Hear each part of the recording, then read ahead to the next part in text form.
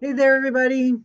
Diane Kubal here, founder of Fulcrum Network, and I'm joined for the last time on our DISC series by Dr. Susan Cain, creator of the DISC Professional Styles Assessment. And today we're going to end our series by talking about coaching skills.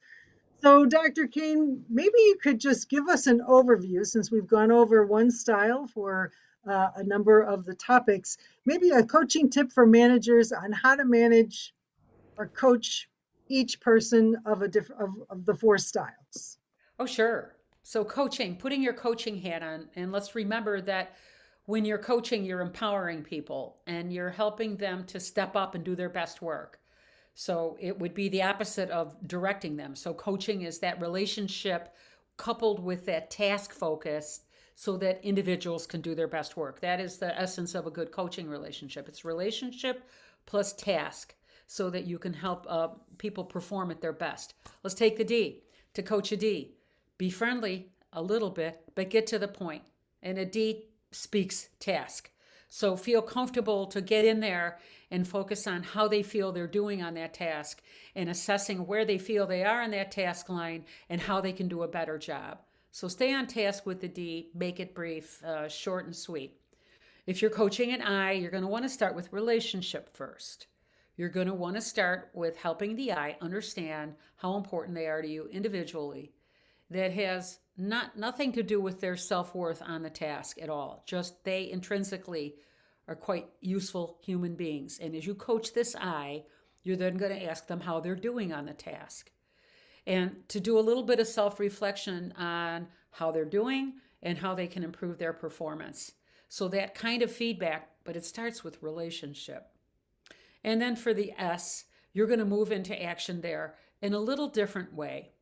They're going to want to have a lot of information on how you feel they're doing, whether or not they are moving forward in the right direction.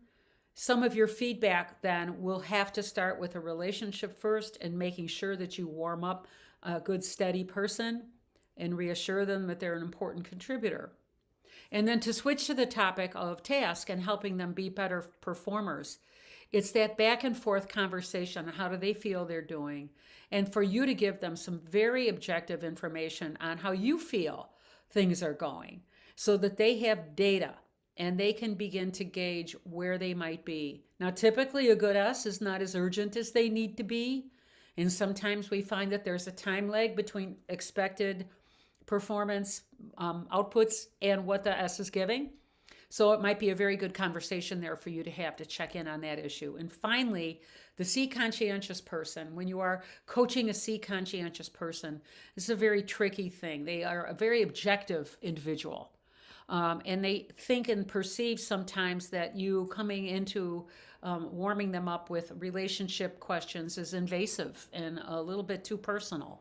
So stay professional with a C, be kind, check in with them.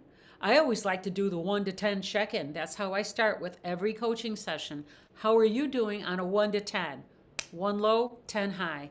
And what would it take for us to try to move you towards a 10? Those are two powerful questions that you can use. And any good C will resonate to that. It'll be a very good approach to start that way. You're going to want to be a little bit careful with a C because when you are coaching them, you're going to want to slow down a bit. And as you provide objective information, increase the back and forth. How do you feel about how you're doing? Let me give you some data. Would you like to respond to the data? Let's take a look at how other people are managing this.